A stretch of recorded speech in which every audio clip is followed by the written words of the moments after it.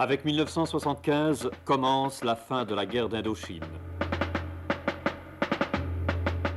Hue, ancienne capitale impériale du Vietnam, est abandonnée par les troupes sud-vietnamiennes qui laissent tomber plusieurs provinces.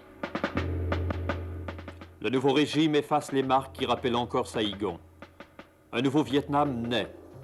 Avant la chute de Hue, des milliers de réfugiés ont tenté de gagner Da Nang, vers la côte.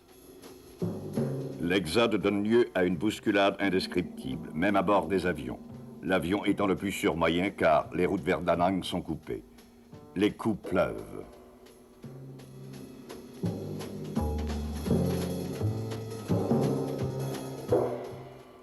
Une population désespérée se masse sur la piste encombrée.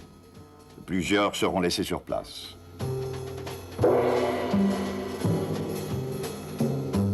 Des milliers de blessés sont transportés dans un chaos d'enfer.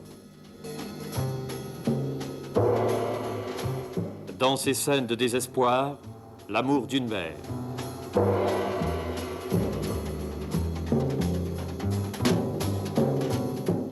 La mort, partout, la mort.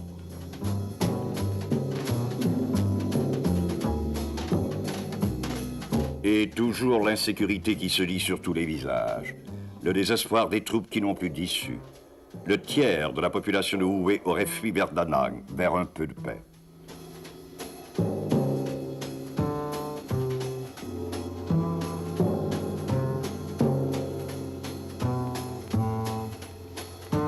C'est le sauve qui peut. On s'entasse comme des marchandises, pressées les unes contre les autres. Et heureux ceux qui peuvent prendre place sur un bateau.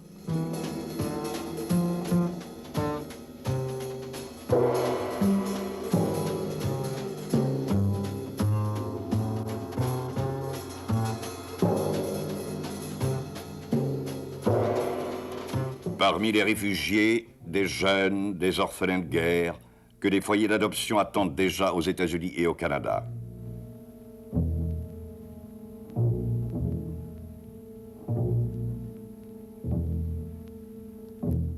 Mais certains ne quitteront pas leur terre natale.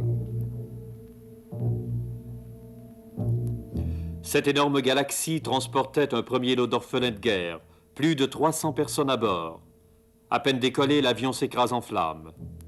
Plus de 200 morts, parmi eux, une centaine d'enfants.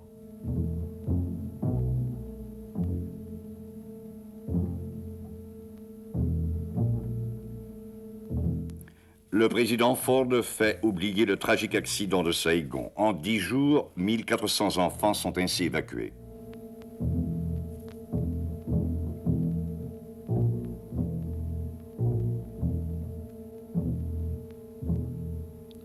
Le président Thieu devient encore plus impopulaire après la chute de Da Nang.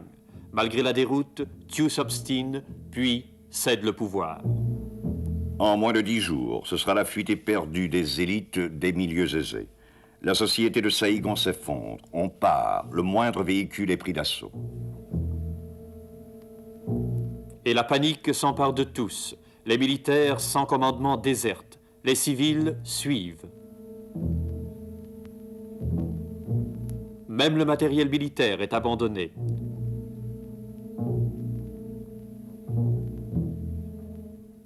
Et les pilotes préfèrent être recueillis en mer plutôt que de manquer le bateau. Les Américains évacuent leur personnel en catastrophe.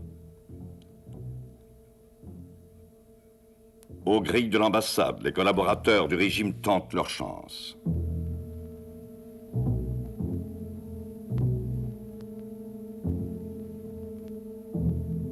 Les derniers Américains partent le 30 avril, quelques heures avant la chute de Saïgon.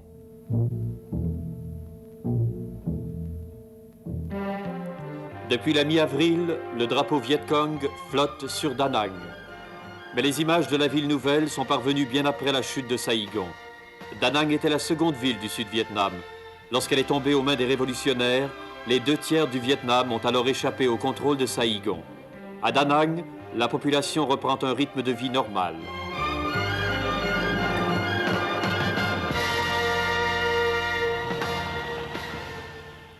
30 avril, les premiers tanks enfoncent les lignes de défense gouvernementales. Et pour bien marquer la victoire totale, les chars ouvrent les grilles du palais présidentiel.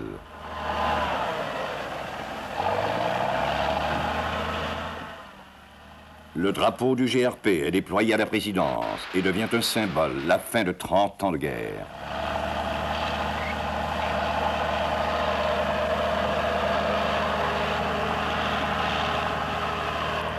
Pour les Viet Cong et les Nord-Vietnamiens, le temps est venu de fêter la victoire.